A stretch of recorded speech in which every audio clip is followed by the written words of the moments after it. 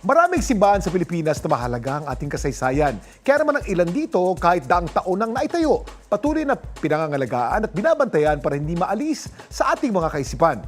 Yan ang kwentong kalye ni JM Encinas. JM?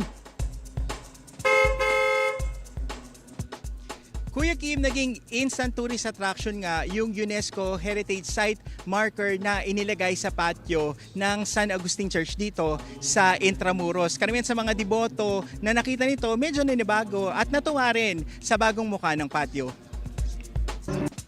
Ang San Agustin Church ay kabilang sa Baroque Churches of the Philippines, sa 6 na UNESCO Heritage Site sa bansa na natayo pa noong 16th at 18th centuries. May tuturing umuna itong pamana ng kasaysayan, kaya mahalagang mapanatili ang orihinal na itsura nito.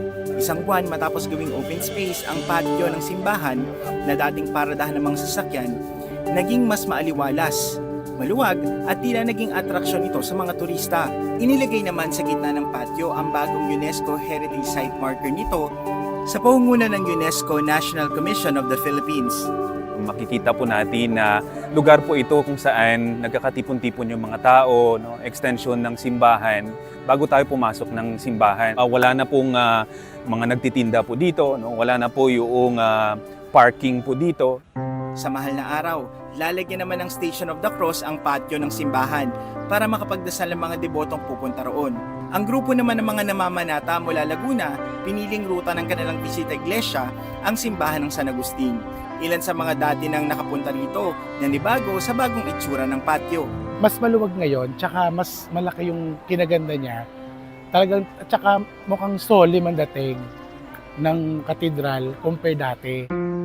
Mahalagang mapangalagaan ang struktura ng mga simbahan na daan-daang taon na ang tanda, lalo na't hindi matatawaran ang malaking kontribusyon nito at pananampalataya ng mga Pilipino.